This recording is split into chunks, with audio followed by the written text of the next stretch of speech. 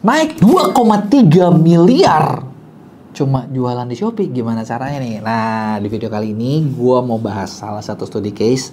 Jadi dari salah satu klien Mea yang kita udah tanganin dari tahun lalu, dimana setelah masuk kita tuh omsetnya growing terus. Dimana kan banyak orang bilang, jualan makin lama makin sepi nih. Bentar, itu mah lu aja yang kagak bisa, atau lu aja yang salah. Ini buktinya naik nih dari sekian, bahkan naiknya 2,3 miliar gitu ya. Sekarang dihitung itu sekarang udah hampir resmi 1 tahun bareng sama kita, dan gue mau bagiin studi kasusnya. Nah, sebelum kita mulai, buat kalian yang belum subscribe, jangan lupa lo subscribe dulu dan aktifin tombol loncengnya ya, jadi nggak ketinggalan info apapun dari gue. Oke, yuk kita bahas. Jadi gini, kali ini kita mau bahas kali ini gue nggak sebutin nama tokonya, tapi bisnisnya gerak di bidang elektronik.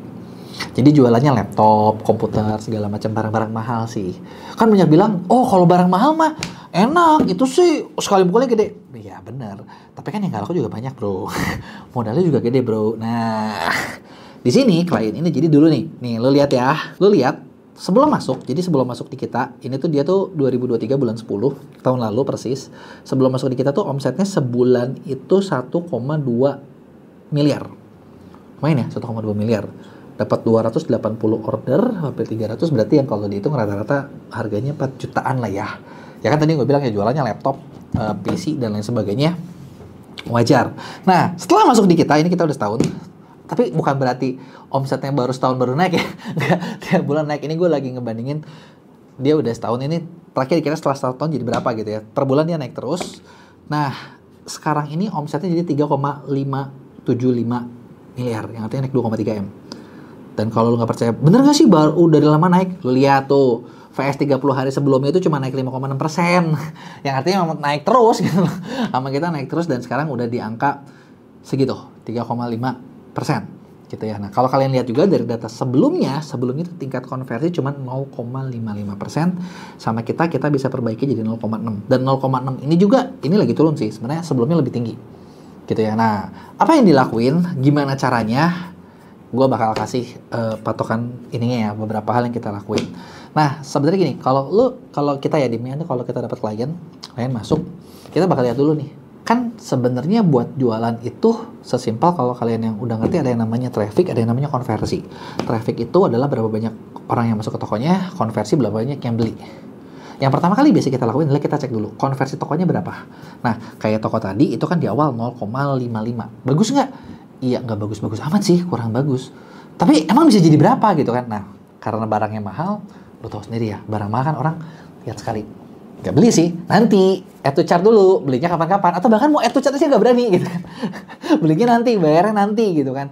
Makanya ini yang jadi problem dari produk yang agak mahal. Beda kan kalau sama barang 50 ribuan, wah tingkat konversinya tinggi, soalnya murah, nggak kerasa gitu kan. Ini kan berasa bos. Gitu kan. Jadi satu, kita lihat konversinya. Nah, biasanya buat ningkatin konversi kita bakal perbaiki beberapa hal. Mulai dari kayak SKU-nya apa. Terus udah gitu dari SKU yang udah ada ini. Nah, kita itu lihat nih, SKU mana nih yang memang berpotensial buat diangkat. Dan biasanya banyak seller tuh punya banyak barang terus mereka bingung. Kayak kalau kita juga awal bingung kayak, gue mau jual yang mana ya? Mana yang harus difokusin? Mana yang harus dikasih budget gitu kan. Karena ada produk yang kita kayak udah punya stok banyak, dead stock nih. Tapi nggak laku. Dikasih budget, pengennya keluar, tapi susah. Ada produk yang untungnya tipis. Ada produk yang macam-macam kan. Nah, di sini kita benar-benar petain. Nanti kita bahas juga sama si klien itu kayak, kalau kita angkat ini gimana gitu. Kebayang nggak? Jadi mereka dapat banyak insight juga dari situ. Nah, tujuannya adalah apa? Kita pengen naikin tingkat konversi.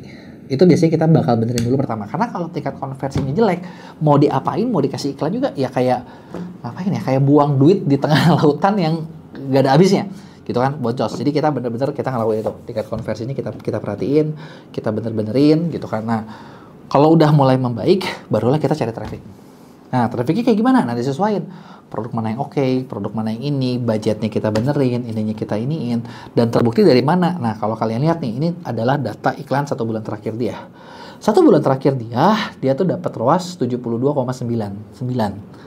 73. Yang sebenarnya kalau ditanya ini bagus nggak sih? Biasa aja, karena sebelumnya kita pernah sampai 100 lebih ROAS-nya. Jadi kayak kalian bayangin ya, modal 1 juta dapat 100 juta, itu kejadian gitu, konversinya bagus banget. Ini kayak 1 bulan terakhir kenapa turun? Ya kalian nggak tahu nggak sih, di Oktober ini kan gara-gara tahun politik, jadi kayak orang tuh agak nahan belanja gimana gitu, bener nggak sih? Cuman kayaknya setelah beres akhir tahun, mungkin gue bisa update lagi ya. Jadi balik lagi nih 100 gitu kan, hasilnya kayak gimana gitu kan. Nah di sini kita benar-benar ngejar yang lihatnya banyak, tingkat konversinya bagus, persentase kliknya juga kalian bisa lihat 4,49%. Artinya ini benar-benar menarik banget gitu loh buat orang lain. Kenapa bisa? Oh, ini kita benar-benar rombak ini gambarnya segala macamnya, bikin benar-benar menarik. Selain tingkat konversi dijagain dan hasilnya adalah kayak tadi. Jadi dengan dia keluar 45 juta, dapetin ROAS 72. Yang sebenarnya ini tuh hampir mayoritas omsetnya itu banyak dari iklan. Kebetulan dari iklan. Dan kita sambil bukain lagi, cobain lagi pintu-pintu masuk lainnya supaya omsetnya bisa makin oke lagi gitu ya. Nah, kayak apa yang lagi dibuka? Contoh, kita sekarang lagi mulai jalanin juga yang namanya live streamingnya. Emang laptop bisa di live streaming? Yes. Jangan salah, nanti kalau dikasih datanya ngeri nih.